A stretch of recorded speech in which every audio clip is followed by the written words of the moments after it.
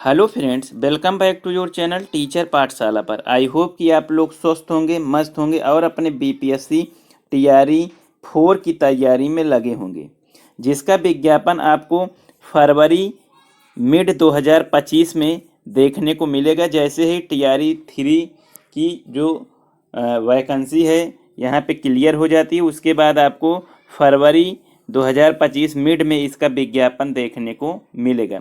तो विज्ञापन आने तक का इंतज़ार नहीं करना है साथियों, हम लोग को हमें अपनी तैयारी कंटिन्यू अभी से ही करनी है। तो उसी से रिलेटेड जो हमारी यहाँ पे आपके बिहार SCERT प्लस टीआरई में पूछा गया जो आपका प्रीवियस ईयर क्वेश्चन है, उसके हम डेली लगभग टॉप 15 क्वेश्चन करते हैं, जिससे SCERT से कुछ प्रश्न उठाए जाते हैं और आपके PYQ जो कि टीआरई में पूछा गया है। तो इस तरीके से करने का क्वेश्चन का हमारा जो उद्देश्य है वो है कि आपको PYQ और SCERT से मदद मिल सके और आप टीआरई 4 में सफलता जो है आपको सुनिश्चित हो सके। इसी से रिलेटेड हम यहाँ पे आपके जर्नल स्टडी सामान्य अध्ययन की यहाँ पे एक प्रैक्टिस सेट करते हैं, जो कि आप लोग के पिछले 2 प्रैक्टिस सेट में आप लोग को जो प्यार मिला है उससे मैं भी उत्साहित हूँ। इसलिए मैं आपको आज ये हमारी तीसरी प्रैक्टिस सेट होने वाली है। तो पिछली 2 प्रैक्टिस नहीं देखे हैं, चैनल पर जाइए और देख लीजिए। तो चलिए इसी के साथ हम लोग स्टार्ट करते हैं। उससे पहले आप चैनल पे नए हो तो चैनल को सब्सक्राइब करके बेल आइकन प्रेस कर लीजिए, जिससे आपको समय समय पर नोटिफिकेशन मिलती रहे। तो चलिए अपने पहले प्रश्न से हम श्री गणेश करते हैं। पहला प्रश्न क्या है? हमारा पहला प्रश्न अपने बिहार राज्य पड़ोसी पश्चिम बंगाल का यहाँ पे प्रश्न पूछा गया है, पश्चिम बंगाल राज्य के बारे में। पहला प्रश्न है कि पश्चिम बंगाल का प्रमुख त्यौहार है। देखिए निम्न विकल्प दिए गए हैं, इन विकल्प में आपको बताना है कि पश्चिम बंगाल का प्रमुख त्यौहार क्या है। तो पश्चिम बंगाल के प्रमुख त्यौहार की बात करें तो दुर्गा पूजा जो है ये पश्चिम बंगाल का एक प्रमुख त्यौहार माना जाता है, इसलिए ऑप्शन बी हमारा सही आंसर हो जाएगा। आपको बता दें कि यह त्यौहार देवी दुर्गा के द्वारा जब महिषासुर का जो है वध किया गया, उसी के विजय के उपलक्ष्य में दुर्गा पूजा महोत्सव पश्चिम बंगाल में एक प्रमुख त्यौहार के रूप में मनाया जाता है। तो ऑप्शन बी हमारा सही आंसर हो जाएगा या सही जवाब हो जाएगा। आगे बढ़ेंगे, अगला प्रश्न देखिए। हमारा अगला प्रश्न क्या है? अगले प्रश्न की बात करें तो हमारा अगला प्रश्न है कि बिहार के लोगों का पसंदीदा भोजन है। देखिए अपने बिहार की बात करें तो अपने बिहार का जो पसंदीदा भोजन है वो कौन सा है, इन विकल्प में आपको बताना है। तो बिहार का पसंदीदा भोजन की बात करें तो बिहार का पसंदीदा भोजन है लिट्टी चोखा। तो ऑप्शन सी हमारा करेक्ट आंसर हो जाएगा। आपको बता दें कि लिट्टी चोखा सबसे प्रसिद्ध व्यंजन हमारे बिहारियों का है। आपको बता दें कि ये जो लिट्टी चोखा है हर उम्र के लोगों को जो है एक पसंदीदा भोजन है। इसको साथियों गेहूं के आटे से और जो आपका जौ होता है, जौ को पीस कर जो सत्तू बनाया जाता है इसके अंदर भरा जाता है, और आपका यहाँ पर आलू बैंगन और टमाटर का एक चोखा बनाया जाता है। तो इसलिए ये लिट्टी चोखा हमारे बिहारियों में प्रसिद्ध है, इसलिए ऑप्शन सी हमारा करेक्ट आंसर हो जाएगा। आगे बढ़ेंगे, अगला प्रश्न देखिए। अगला प्रश्न क्या है? अगला प्रश्न है कि केरल में ओणम के अवसर पर किसका आयोजन किया जाता है। देखिए केरल में जब ओणम का त्यौहार आता है तो वहाँ एक खेल का आयोजन किया जाता है। तो यहाँ पे आपको बताना है कि वो कौन सा खेल है जिस खेल का आयोजन यहाँ पे किया जाता है। तो आपको बता दें कि ओणम जो है वो केरल का एक फसल उत्सव है। कौन सा उत्सव है? फसल उत्सव। ये फसल कटने के मौसम में मनाया जाने वाला एक उत्सव है, और यह राजा महाबली के आगमन के उपलक्ष्य में ये त्यौहार मनाया जाता है, जो कि आपके अगस्त और सितंबर माह में ये मनाया जाने वाला त्यौहार है।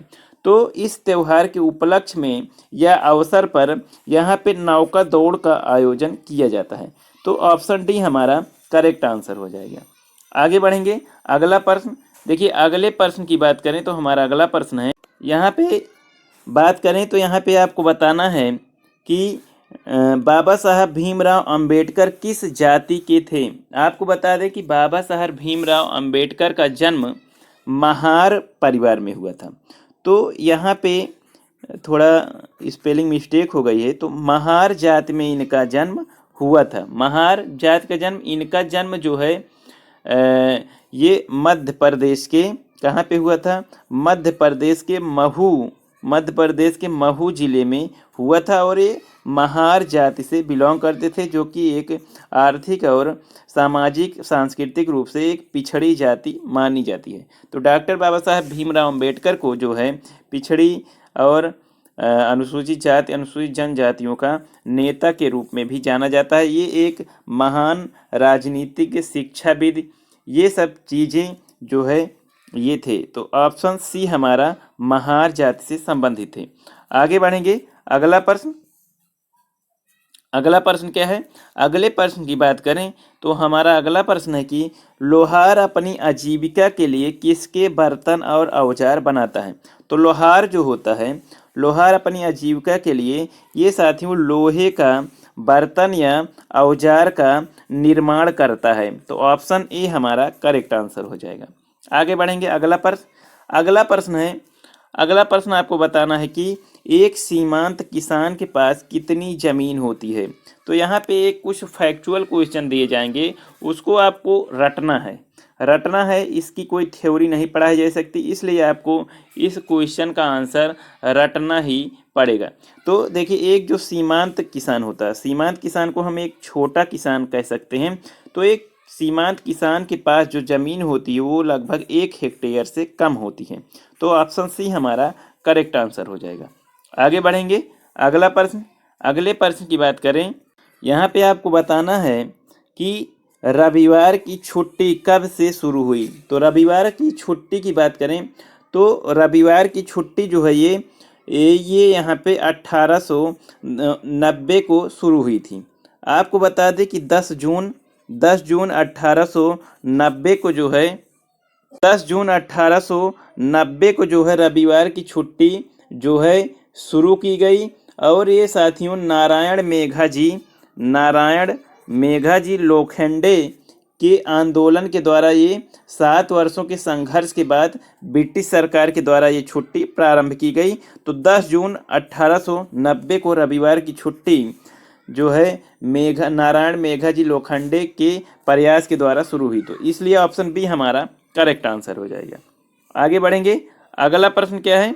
अगले प्रश्न की बात करें तो अगला प्रश्न है कि एक बृहद किसान के पास कितनी ज़मीन होती है? तो अभी हमने सीमांत किसान की बात की, सीमांत किसान के पास कितनी ज़मीन होती है? तो लगभग एक हेक्टेयर से कम होती है, जबकि वहीं एक बृहद किसान के पास 2 हेक्टेयर से अधिक की ज़मीन होती है। चलिए, तो ऑप्शन हमारा बी 2 हेक्टेयर से अधिक होती है, राइट आंसर हो जाएगा। आगे बढ़ेंगे। अगला प्रश्न देखिए, अगला प्रश्न क्या है? यहाँ पे हमारा अगला प्रश्न है कि मतदान करने की जो न्यूनतम आयु है, यहाँ पे आपको बताना है कि मतदान करने की न्यूनतम आयु कितनी है। तो मतदान करने की जो न्यूनतम आयु है साथियों, ये आपका 18 वर्ष आयु जो है यहाँ पे निर्धारित की गई है, जो कि संविधान के द्वारा आपको ये निर्धारित की गई है। आपको बता दें कि भारतीय संविधान के आर्टिकल 326 में प्रदान किया गया है ये सार्वभौमिक मताधिकार, जो कि 18 वर्ष के सभी नागरिकों को ये जो है अधिकार दिया गया है। तो ऑप्शन सी हमारा करेक्ट आंसर हो जाएगा। आगे बढ़ेंगे।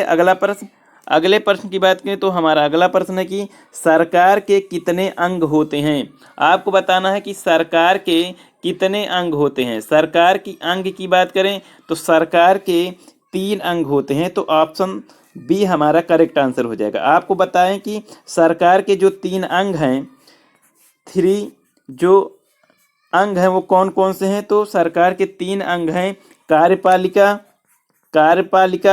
उसके बाद व्यवस्थापिका, उसके बाद न्यायपालिका। तो कार्यपालिका जो कानून का निर्माण करती है, व्यवस्थापिका जो लागू करती है, और न्यायपालिका जो होती है कानून में जो बाधा आती है उसके निवारण का कार्य करती है। तो सरकार के कितने अंग होते हैं? 3 अंग। ऑप्शन बी हमारा करेक्ट आंसर हो जाएगा। आगे बढ़ेंगे। अगले प्रश्न की बात करें तो अगला प्रश्न क्या है कि कानून बनाने का कार्य किसका होता है? देखिए कानून बनाने का कार्य किसका होता है, तो यहाँ पे जो आपको विकल्प दिया गया है ये विकल्प आपका यहाँ पे बिल्कुल रॉन्ग है। हम आपको एक नया विकल्प देंगे। पहला विकल्प है सांसद, दूसरा विकल्प है संसद, तीसरा विकल्प है प्रधानमंत्री प्राइम मिनिस्टर और चौथा विकल्प है होम मिनिस्टर गृह मंत्री। तो कानून बनाने का कार्य किसका होता है, तो ये आपका ऑप्शन बी करेक्ट हो जाएगा, संसद। क्योंकि संसद में लोकसभा और राज्यसभा आती है, तो संसद का कार्य होता है कानून का निर्माण करना। आगे बढ़ेंगे। अगला प्रश्न क्या है साथियों? अगला प्रश्न जो हम आपको बताएंगे, ये आपको अगला प्रश्न यहाँ से स्टार्ट होगा आपके PYQ, जो कि आपके TRE एग्जाम में पूछा गया है। तो यहाँ से लगभग सभी जो हमारी जो एक क्लास चल रही है ये प्रैक्टिस सेट चल रही है, उसमें आपको 4 से 5 क्वेश्चन PYQ प्लस NCERT देखने को मिलेगा। तो यहाँ से PYQ स्टार्ट होता है और पहला PYQ क्या है, देखिए 12 नंबर का क्वेश्चन है। यहाँ पे आपको बताना कि भारत की केंद्रीय सरकार का पंचायती राज मंत्रालय निम्नलिखित में से किस वर्ष निर्मित हुआ था। तो भारत में जो केंद्रीय सरकार की जो पंचायती राज मंत्रालय है उसका निर्माण कब किया गया, तो इसका निर्माण आपका मई 2004 में किया गया था। कब किया गया था? मई 2004 में। तो हमारा ए ऑप्शन राइट हो जाएगा, मई 2004। आगे बढ़ेंगे। अगला प्रश्न क्या है?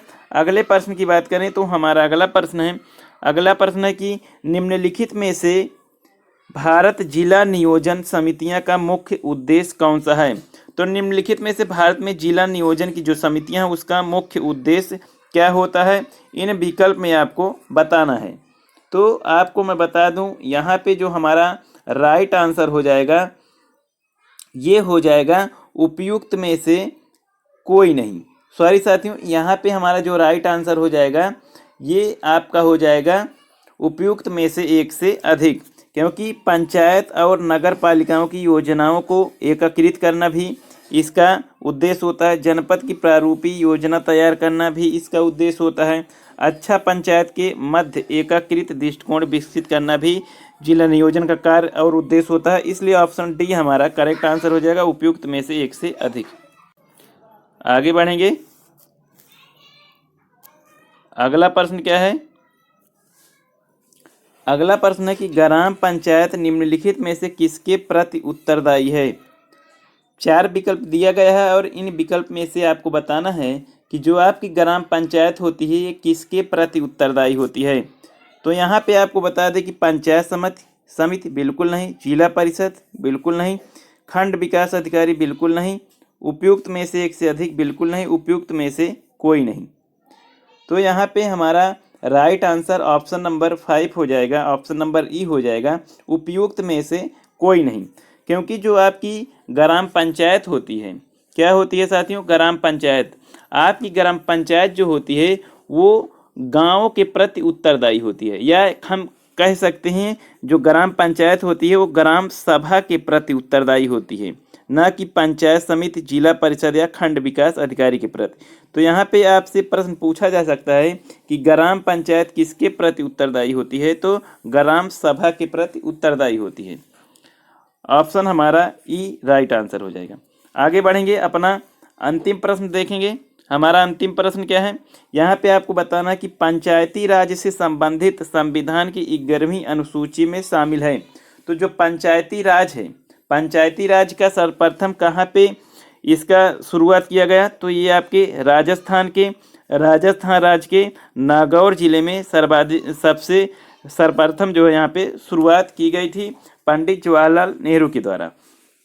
तो पंचायती राज में जो है संबंधित जो 11वीं अनुसूची है इसमें कितने विषय शामिल किए गए हैं, तो इसमें आपका जो है यहाँ पे 29 विषय शामिल किए गए हैं। तो इसलिए ऑप्शन ए हमारा करेक्ट आंसर हो जाएगा। तो साथियों, प्यारे मित्रों, ये रहे आपके कुछ टॉप 15 क्वेश्चन जो कि आपके बिहार SCERT प्लस PYQ जो कि आपके TRE एग्ज़ाम में पूछे गए हैं। ये टॉप 15 क्वेश्चन आपको यही आपके TRE 4 में हेल्प करेंगे।